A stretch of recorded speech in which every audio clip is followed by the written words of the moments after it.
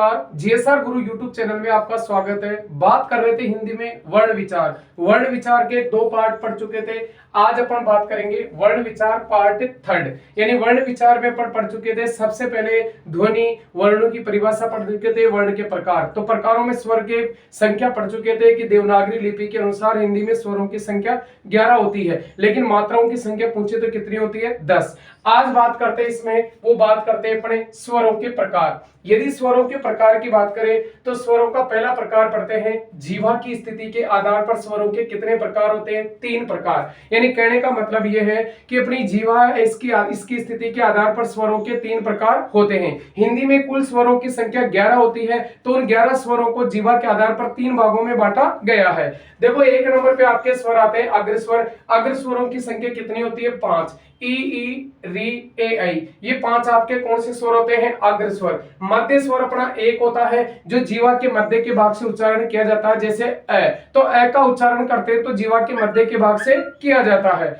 इसके बाद आपका आता है पश्च स्वर, कि वे स्वर जिनका उच्चारण जीवा के पीछे के भाग से किया जाता है पश्च स्वर कहलाते हैं। हिंदी में पश्च स्वरों की संख्या कितनी होती है? 5 होती है। इसके बाद सेकंड नंबर पे बात करते हैं होस्ट की आकृति के आधार पर स्वरों के कितने प्रकार होते हैं? 2। एक वर्ताकार जो कितने होते हैं? 4। एक अवर्ताकार, कि वे स्वर जिनका उच्चारण करने पर अपने होठों की आकृति गोल हो जाती है उसे वर्ताकार कहते हैं, और जिसमें होठों की आकृति गोल नहीं होती है उसको अवर्ताकार स्वर कहते हैं। तो हिंदी में वर्ताकार स्वरों की संख्या 4 होती है और अवर्ताकार स्वरों की संख्या कितनी होती है? 7 होती है।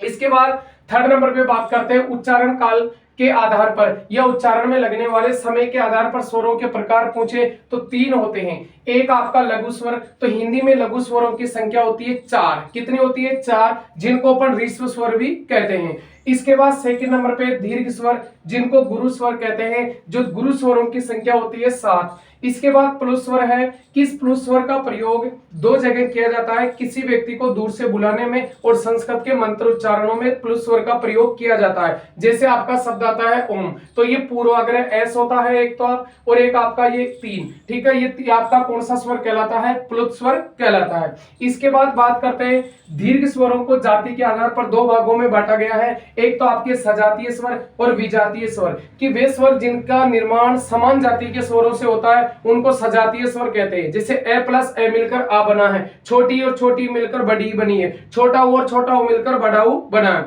तो यानी इनका निर्माण समान जाति के स्वरों से हुआ है, इसलिए 3 स्वर होते हैं वो सजातीय होते हैं, और 4 स्वर होते हैं वो आपके कौन से होते हैं? विजातीय स्वर होते हैं। तो कई बार क्वेश्चन पूछा हुआ है कि हिंदी में विजातीय स्वरों की संख्या या संयुक्त स्वरों की संख्या पूछे तो भैया इनकी संख्या कितनी होती है? 4 होती है।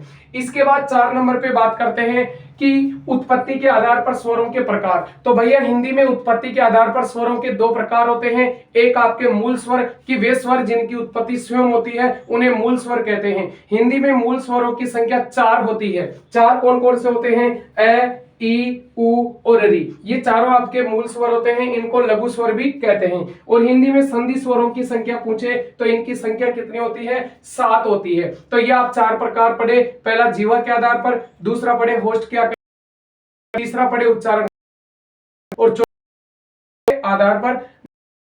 नेक्स्ट वीडियो में पढ़े गुरु यूट्यूब